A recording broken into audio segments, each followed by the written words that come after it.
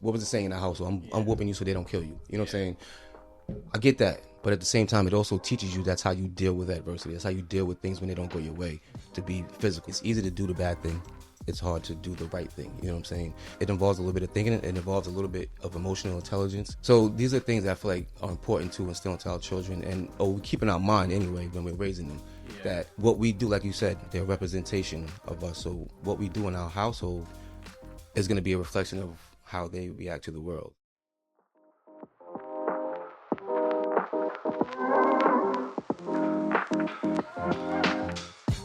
Welcome to the NOIRPOISED podcast, where wisdom is power is more than just a motto. It's our way of life. This is a continuation from last week's episode, the men's series, as we've mentioned before. We will continue the conversation here with Sam, Steve, and Eddie. But before we do, I just wanted to touch on some stats that I ran across that I feel is important to mention before we continue the conversation. As most of you may know, or as you heard, having a man in the household makes a huge difference. And I came across this stat in regards to the topic of fatherlessness.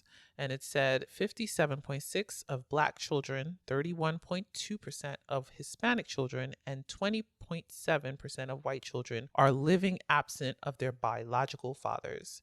And clearly this is something that's occurring in all type of households. So we want to discuss the importance of the presence of the father, but also raising young men, because I think we tend to look at issues as what it is in the moment rather than looking at how we can solve it.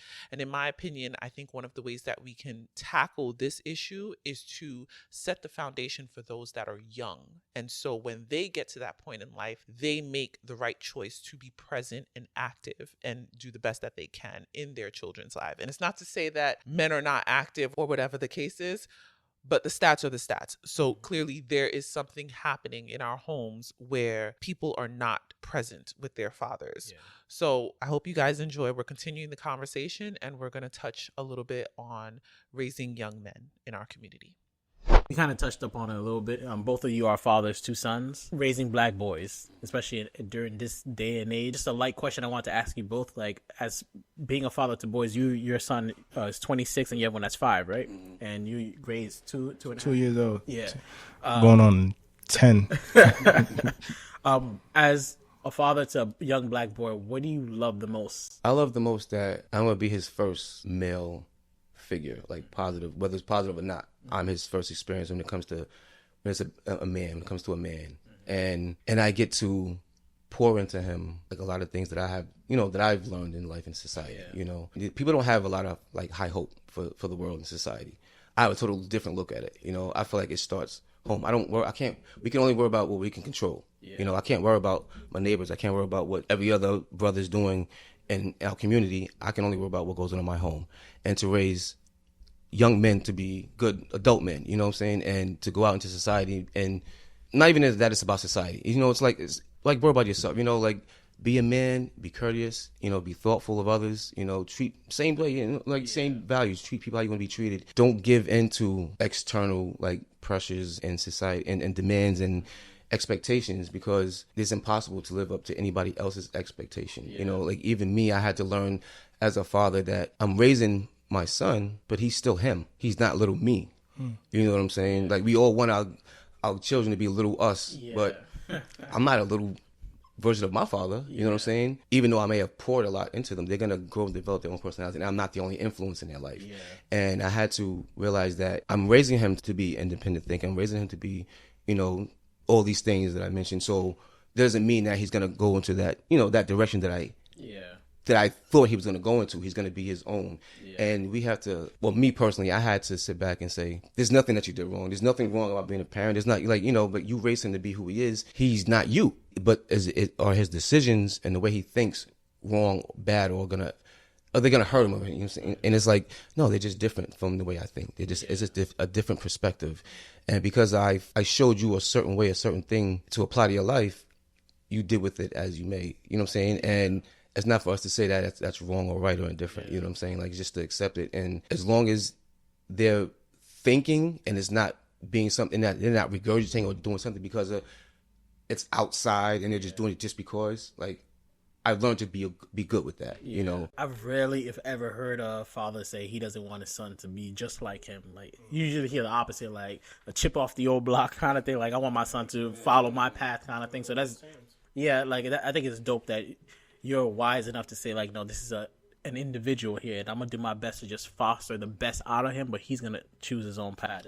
I think that's, I'm sorry, not to cut, like, that is one thing that's, as you said, sometimes it's missing from our communities. We want to continue to do what our parents raised us, and our grandparents raised them, and the world's changing. You know, these kids are different.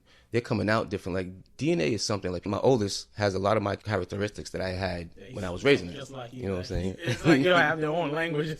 I know people can't understand us. We talk all fast and stuff.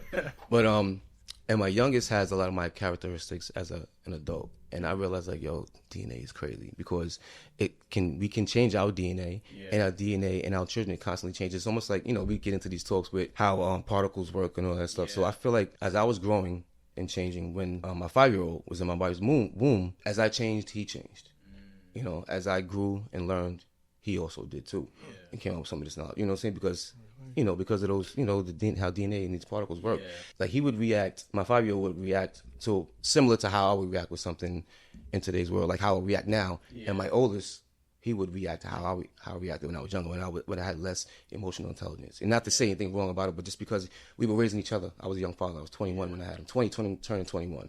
So a lot of things that I was doing then, I would never take anything back or change it. But I have a different perspective on the world now, and the world is different now. And on top of that, so I have a different approach with my 2 little ones now. You know what I'm saying? So I think that's one thing as parents and our community, we have to get out of those stigmas to where this is what it was, this is how I did it, and I did this, and I got it out this, and this is how it was, and bam, bam, bam, bam, bam. Like, it don't matter. It's a different world now. You know what I'm saying? Like, I even bring it back to, you know, religion, when, like, there's an Old Testament and a New Testament for a reason. You know what I'm saying? Like, things change, the world changes, things evolve. You know? I think it's one of the flaws of the Black community, where we expect the next generation to make the same mistakes we made. Because it's like, I did it, now you got to do the same thing, versus like, no, this is the mistake I made, start from where I am now, versus repeating the same mistake. Well, what about you? What would you say you love the most about being a father to a black young man? Well, I have my personal answer, and then I have my answer to this.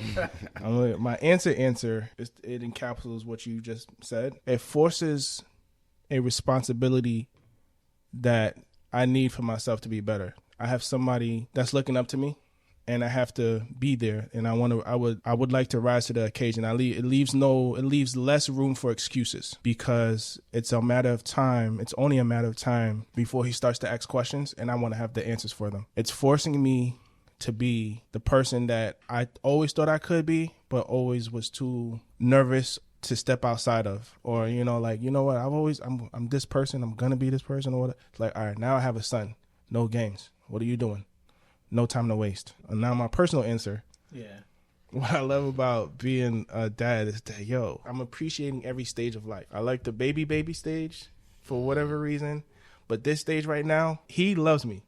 Like, when he sees me, he's so happy to see me, like, for no reason. It's like, I feel like, yo, that's cool. It's amazing, right? I think he just loves me to love me. And I was like, you know what? I'm going to take this stage for as long as I can. Whenever I come in the house, even before I come in the house, he hears the garage. He's running at the door, right? He's jumping at the top of the steps. He's jumping all over me. He's sitting down with me. Whenever I sit down, he comes sit down with me. I'm like, man, this guy really loves me. I was like, yo, I like this. Yeah. Yo, when I'm eating, he wants to eat with me. He sits down next to me. He wants to drink some of my juice. Well, he bothers Aisha more than me, but I love that I'm his hero for no reason. Like, that's unconditional love, and I didn't expect that. I've had nieces, nephews, well, now I do, or children when I was growing up. I never really took care of a child. I was always nervous to be around kids because they're so fragile. So having my own and experiencing what I'm experiencing, I was like, this is kind of cool. It's kind of cool. You know, it's kind of, you know, he's just happy. Whenever he sees me on FaceTime, he just, all his teeth, you know, he's always, I was like, oh, all right, I take that. I'll take it. But that's what I love. That's dope, man. Personally, I never believed in corporal punishment, just because I feel like, I mean, I do think there's a space for it. I was told that the reason why, especially the Black community, believes in it so definitively is back in the day, you know, if you didn't act right as a black man in the streets, you get lynched. So it was the mother or the father or the parents or the loved one's way of saying, like, I'm trying to really show you, like, you can't play games out there. But fast forward to current times, I just feel like there's a lot of other means to do that. Like, I grew up Caribbean, so my parents believed in that. They'll swear like they did it. Nowadays, if you ask questions, but Yep. The way my mom we all have memories, right? But some of us marks. I feel that, right? Let me show you my back now. But I feel that more strongly for boys than I do girls. Like, as a father, I would not hit my daughter just because I don't want her to think it's normal for a man to raise his hands on you. But if I was to ever be a father to a son, I'm not saying I would never do it, but I also wouldn't disqualify it. So I wanted to get your thoughts on not just like the physical punishment, but what does tough love look like when you're parenting a young black man? You get this because you got the experience. I'm still learning. It's funny you said that. I too feel that way. I don't believe in spanking my kids anymore. I grew up that way. No, anymore a little bit. Because all right, you know what? That's good that you said that because my oldest. I still didn't really, he didn't get it. He can count on his hand how many times he's gotten it. You know what I'm saying? I didn't believe in, my thing was this. A lot of my friends that I grew up with, whether it be my family, cousins, my household, and then other people, other people that I grew up around, whoopings were, dime a dozen. Whoopings weren't spirit coming up. It was a normal thing, right? Normal, everybody gets whoopings, So I don't know when, I don't know. I tell people a lot, like I don't think too much differently now as a grown man than I did as a child. It's just my experiences now shape some of my thought processes. Yeah. I've always watched, and for some reason, I don't know, I've paid attention to like the outcome of certain things. I know kids that got whooped religiously, that the mother didn't play, but she's trying, whatever she's whooping you because in her mind, that's how I'm keeping you in line. Mm-hmm. Now others that just got whooped, regular for, regular stuff. We got beat for, just being bad, whatever. It was no abuse, but we got whoopings. Not in my household per se, but I guess in our community, whoopings were a little bit, it's like that wasn't called for. Like children are children, right? They're going to do childish things. We are here to teach them. Yeah. If you never taught your child to do or not to do something, you can expect them to just know it. Yeah. And I'll use an example with my first son because we were young parents. So if he spilled something or accidentally broke something or whatever, messed something up in the house, he would get popped from his mom and pop. And then if he didn't get his way, he exhibited, I guess, what would be considered being spoiled. Yeah, she would let it slide. You're doing it. It's backwards. I understand that annoyed you because you just cleaned that, or he broke that, he spilled that, he may have messed that up. But he's a child. Mm-hmm. He didn't do it purposely. And that's not something he should be getting spanked for. Now, when he's doing things consciously, even though I don't believe in the spanking, but if he's doing something consciously and he kind of testing you and knows, that's when you pop, because that at that point that's learning, because he's testing you to see how you're going to react, even though you don't realize, he might not even realize he's testing you, but it's a mental note. I went like I said this to mom in this particular manner and I got what I wanted, or nothing happened, or this happened. They're taking mental notes, and that child might not even know why they got spanked because that was literally unintentional. I just felt like those things could mess you up psychologically, and I feel like they were embedded into our community because it came from a place of control. Yeah. I feel like when you beat your child and you want them to or not even just beat them, just people that just do what I say and don't ask no questions, you're being a narcissist. You're not being fair to that child because that is a child, and that child's brain and learning ability, it's fragile at this moment, and you're an adult. Get out of your feelings. Don't be emotional when dealing with them. A child may say, oh, be quiet, hush your mouth, shut up, whatever it is. Like, oh, you be a fresh pow. Like, that's a learning. You don't get out of your emotion and learn and understand that that's a child, and that's a teaching moment for you, for both of y'all. To this day, I struggle. I could tell, like, when I speak about my children to my sister, she feels away because I don't beat them. But if we look back, what did it do? I know kids that got whooped religiously for doing things and didn't make them stop.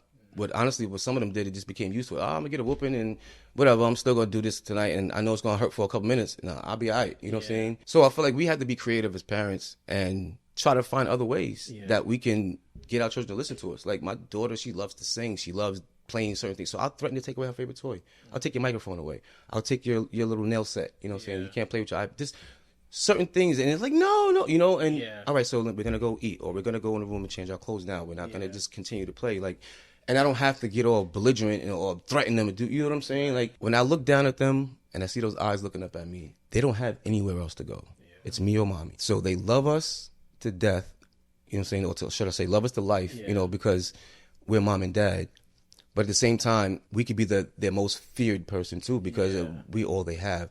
And I take that into accountability, because when I'm looking at them, like, they didn't ask to be here. They don't know. You know what I'm saying? Like, we're all that they know, we're all that they have, and they look to us for everything, whether it's for comfort, whether it's for answers, for you know what I'm saying? Parents are the representation of how kids are going to see the world. Like my mom, sweet lady, kind and everything, but growing up, she used to hand out beatings based off of, like, if one person, let's say my older brother did something, right, that was really bad, she'd be like, all right, I'm gonna whoop him, but I'm gonna also whoop your sister because 2 days ago you did this. You thought I forgot about that. I'm gonna whoop Sam because last week you did this because you forgot about that. And we kind of be like, I ain't do nothing now, kind of thing. But fast forward, there was one time in I'm gonna connect these lessons, but there was one time in high school I forgot to hand in my paper, and I didn't remember until the next day. And I'm walking up to give it to my professor for like a midterm or whatever. The kid in front of me also does the same thing, and she's like, "No, you're late. Like, you missed it. You missed the deadline." So I just turned my back and, you know, I sat in my seat because I just heard. You're right. You figured that same thing applies to me. And come parent-teacher conference time, I got a bad grade for the class. And she was like, yeah, you're missing this important paper. You never handed it in. I said, well, I was ready to hand it in, but I saw so-and-so walk up and you told them it was too late. And she's like, no, so-and-so is always handing in late papers, never always misbehaves. I wasn't going to give him that leniency. You're always on time. You're respectful. I would have given you that leniency.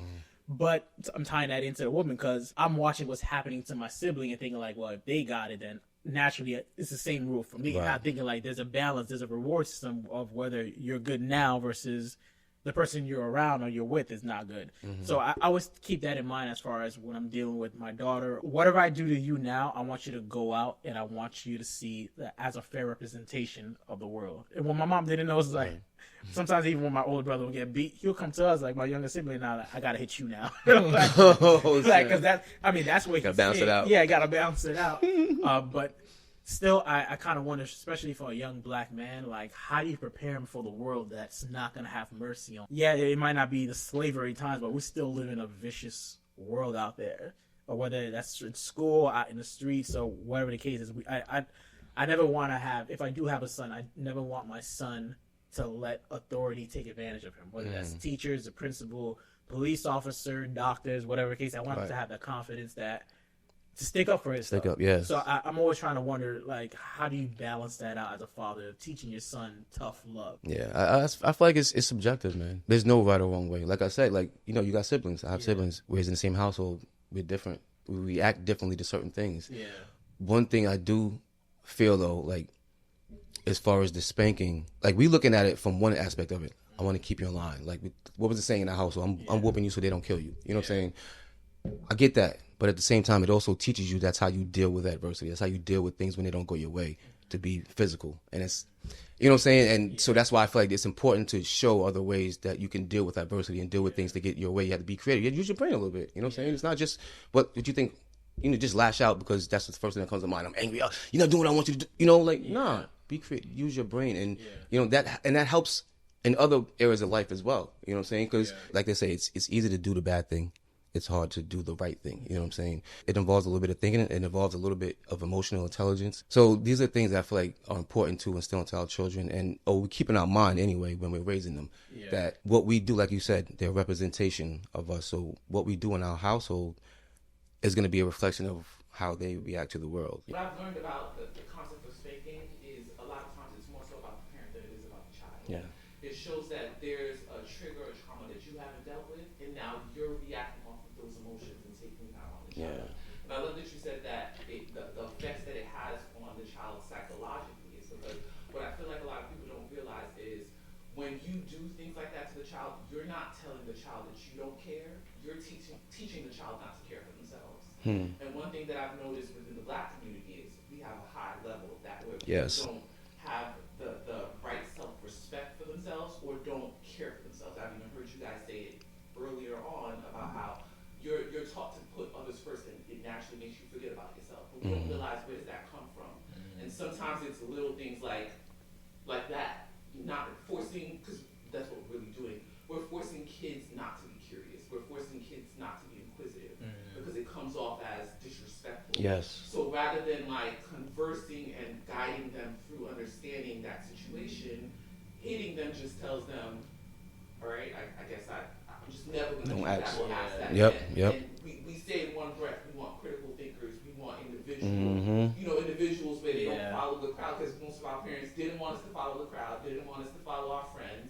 But it's like you're subconsciously teaching them to follow. You know what I mean?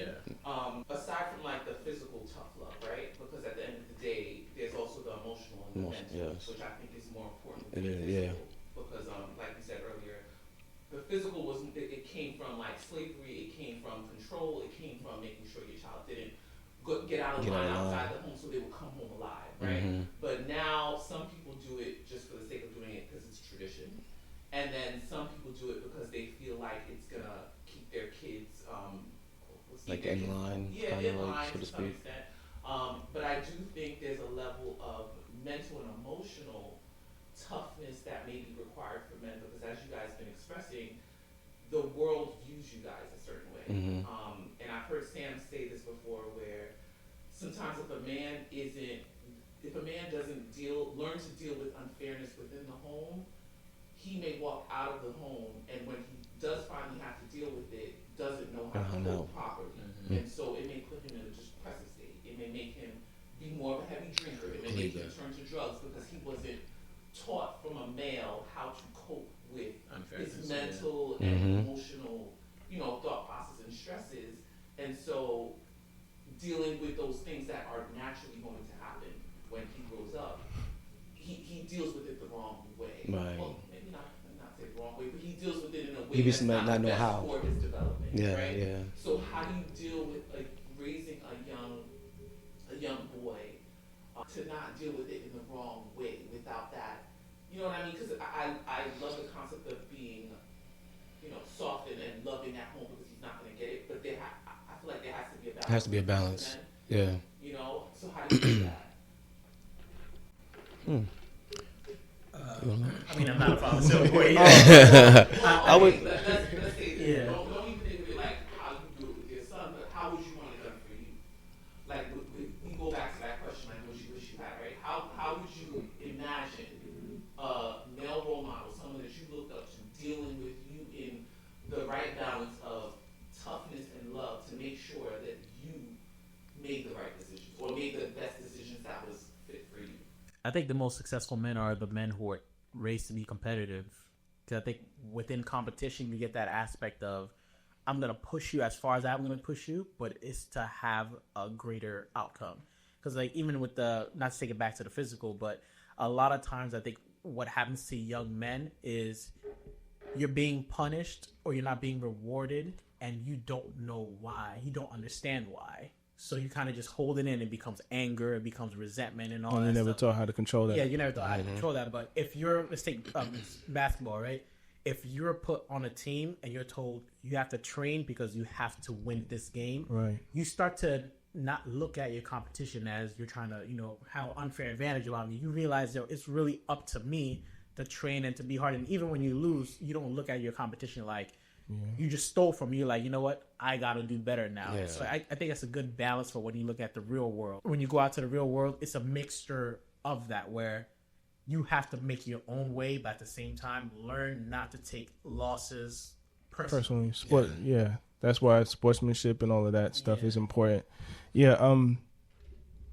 With boys, I think a part of the reason why they're supposed to be raised differently is because just like women, boys experience hormonal changes, puberty too, but in different ways, our testosterone, our physical strength. A young child needs to make sense of that. So he needs to make sense of his emotions and his strength. And I believe they should be put in physical activities where they learn how to use that strength and certain things that teaches them how to use their mind and control their emotions all at the same time. Because when you're growing into all of that and you go on all which way or all this type of stuff, and if you don't harness it, you grow up as a person that's never dealt with that type of emotion, and you lash out in a not so great way. So if you have somebody in your life to help you focus that can be very helpful. Focus that energy and put it in the correct place. You learn that sports is a lot like life. It's not just about you.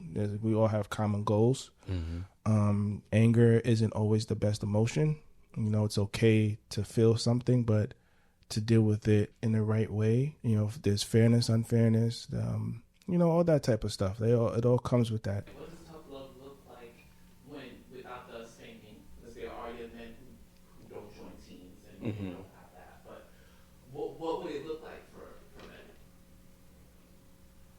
I think it's just being honest, coming from a space of being genuine, and not to create any kind of false narratives just to like prove a point. Like you said, tough love. So it's more so, all right, so if it's not going to be sports, you need responsibilities. I was guilty of not doing these things with my oldest because of what I mentioned about being so much responsibility put on myself at a young age, like quote unquote head of the household from 10 years old. I was so used to doing everything.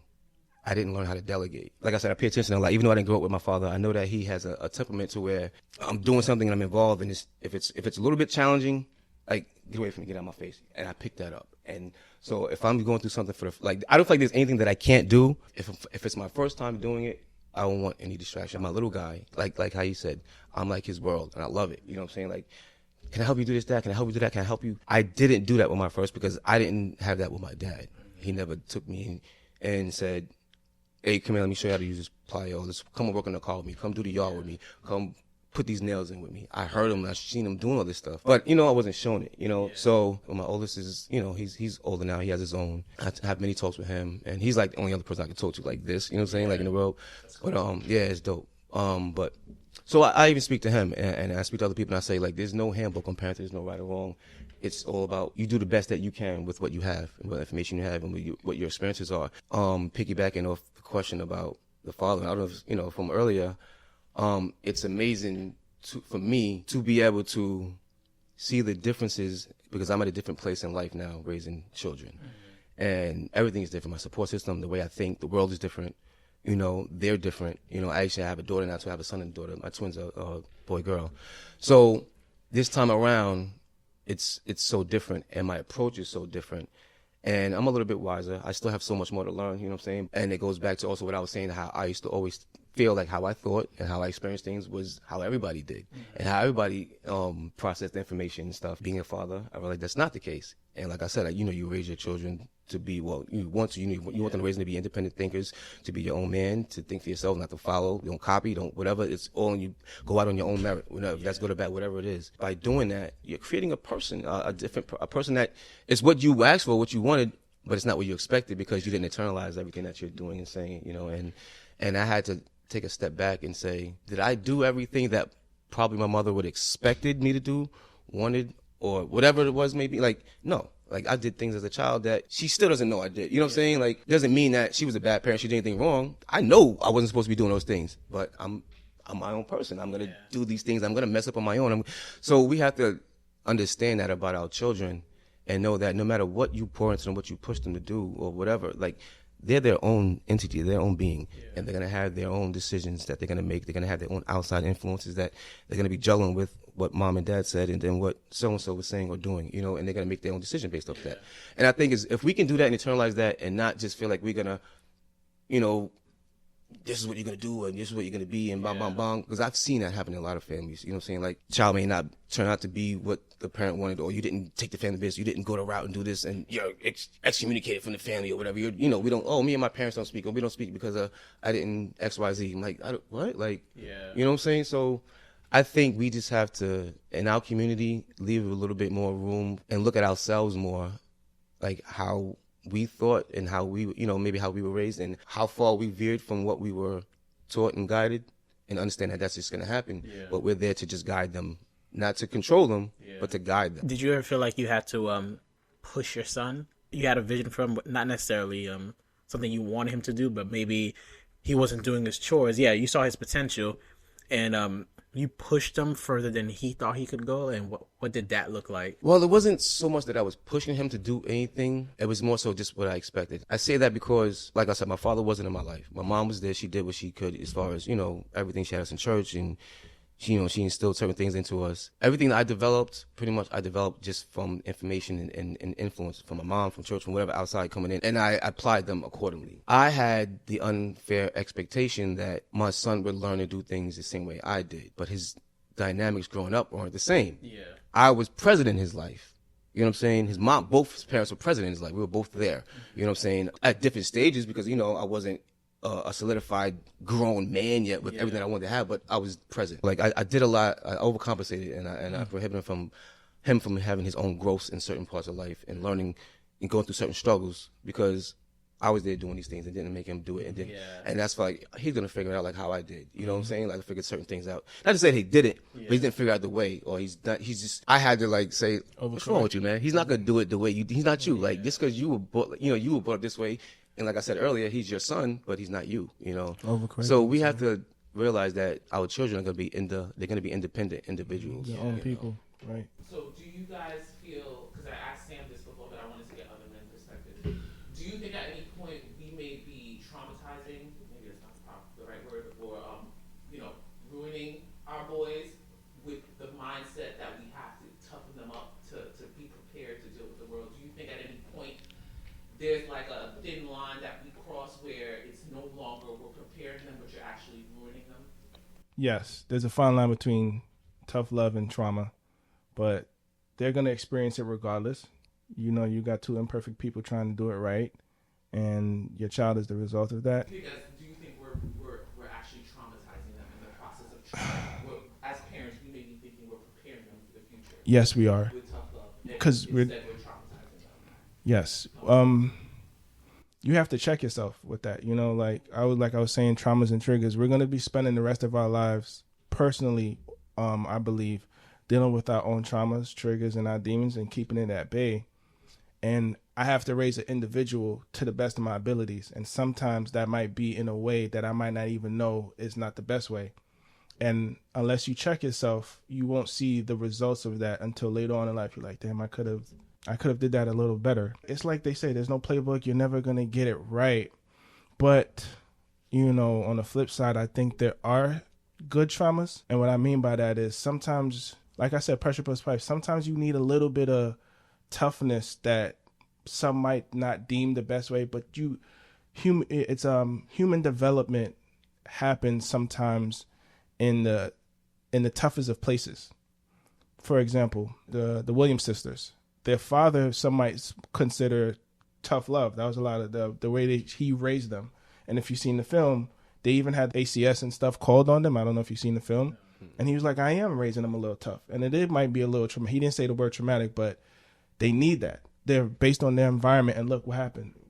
Greatness. And I'm sure it's not always perfect, but it let them know this was expected of me, and I exceeded those expectations. I may have carried, but my trauma doesn't exceed my development, I should say. I think we can't coddle our children from the world forever. We can only do but so much, and we can hope for the best. We raise them the best that we can, and sometimes it could be little things that we remember from our childhood that our parents did to us that they don't even realize is traumatic. Mm-hmm.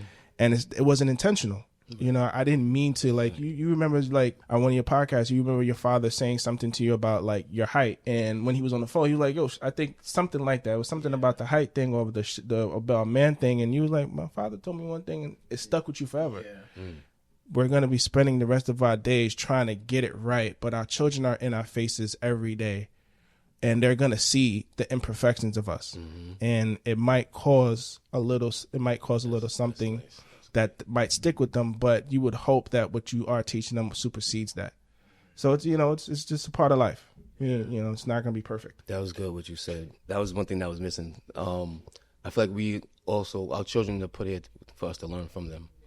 Whether it's our traumas, whether it's our faults that we have, because they're a reflection of us. You know what I'm saying? So our kids may do something and act a certain way, be a certain way, and instead of you realizing that, they got that because they're watching me or they got that from me, you're going at them and you're yelling at them and you're not even realizing that that's all you. Where did they learn that? Where they get that? So now they're looking at you. Subconsciously, I learned that from you. Yeah. So when they get older, this is where the disconnect comes, where the disrespect. This is one thing I agree so wholeheartedly on, where a lot of people with old school way of thinking don't feel. But I feel like respect is earned. It's not given. I don't care who you are, what your age is. There's no such thing. Like, to be an elder, it's not, you don't just get old being an elder. Right. You put in work being an elder. You know what I'm saying? You pour back into the youth being an elder.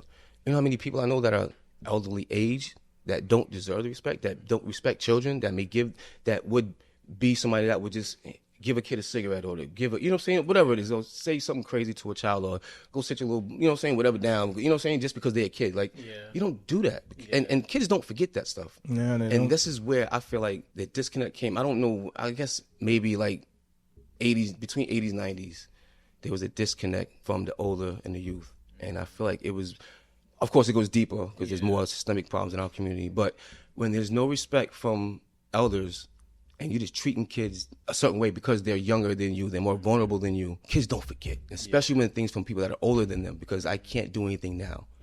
But when I get older, it can go either way. I'm going to remember that, and I'm going to act on that, or I'm going to definitely not be that.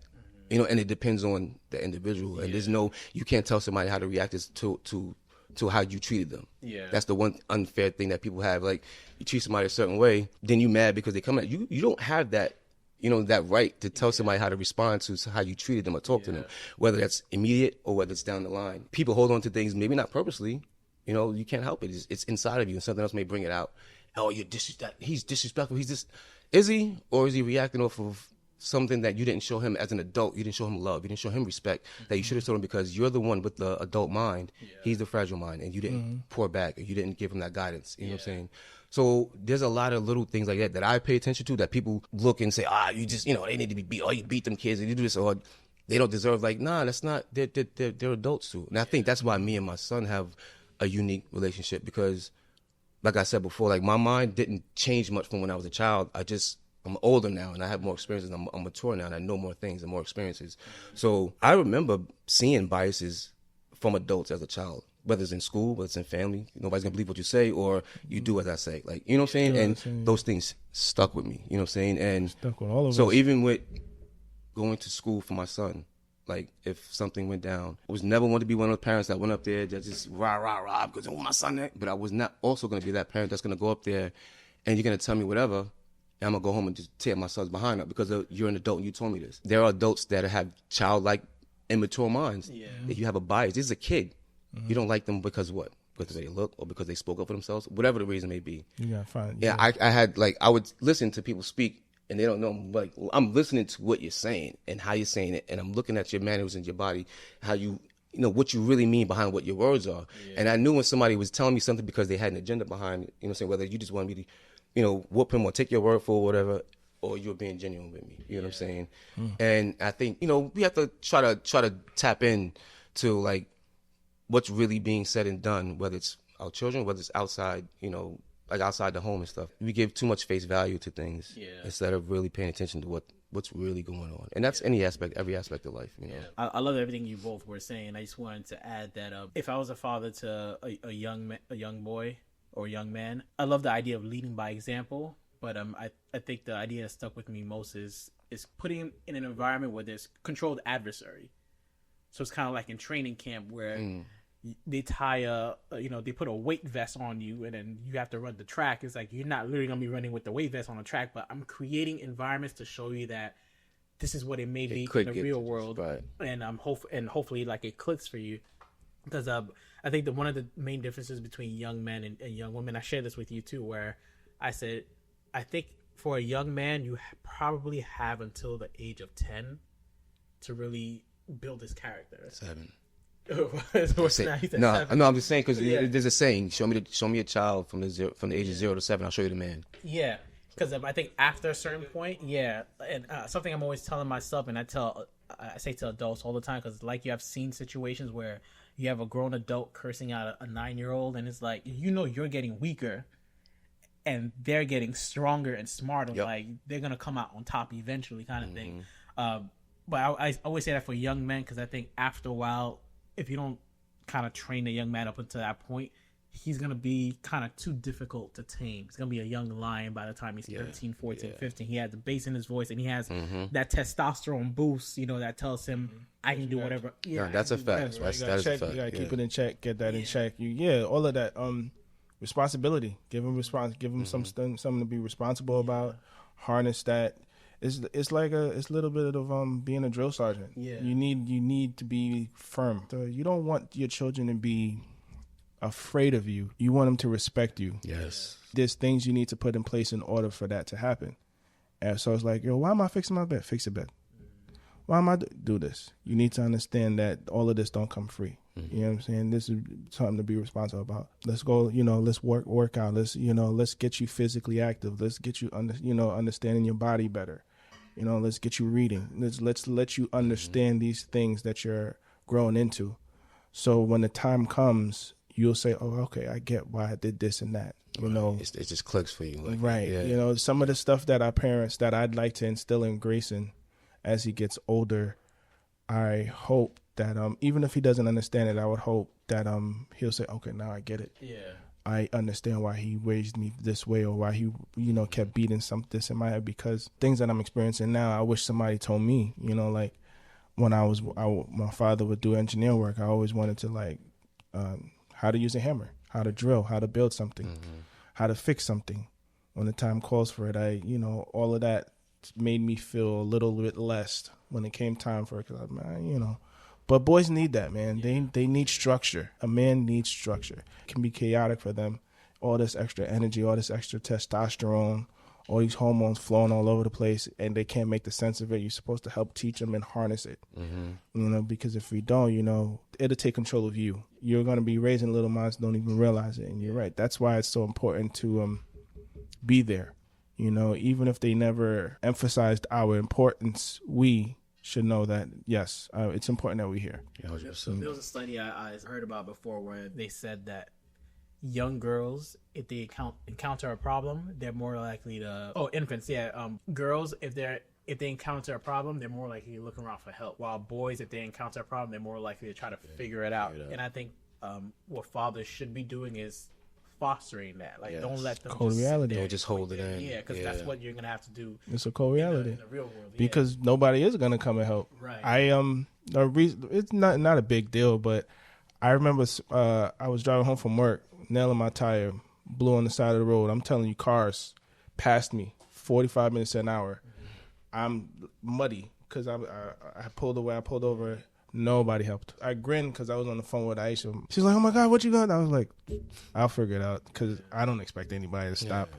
I got one nut off. I'll call you back when I get the other one. Why you didn't call me? Why you didn't call me? I was like, listen, man, if I don't do it, who gonna do it? And eventually, a guy came over and he helped me. I was like, yo, man, thank you, because I was having a hard time, but I appreciate this, But yeah, figure it out. With your sons, you want them, for when they get into those tough moments, they take a breather, or if they can, take a break and figure this out. Yep. And I get it. It's going to be tough. It's going to suck. Life sucks sometimes. There's good moments, there's bad moments, and when those bad moments come, you want to know that you have yourself and you have the tools that you need to get through it. Exactly. And if you don't, I'm here. We'll fall out. You can fall apart with me, and we'll pick ourselves back up together. That's what we don't hear, I feel like. Well, we never heard enough. Thank you for spending your time with us. We hope you gained some knowledge today that'll promote poise in your life. We have new episodes uploaded every Thursday right here, same place, same time. Until next time, you can follow us on Instagram at NOIRPOISED Podcast to stay connected. That's NOIRPOISED Podcast. We'd love to hear your feedback. And remember, your wisdom is power.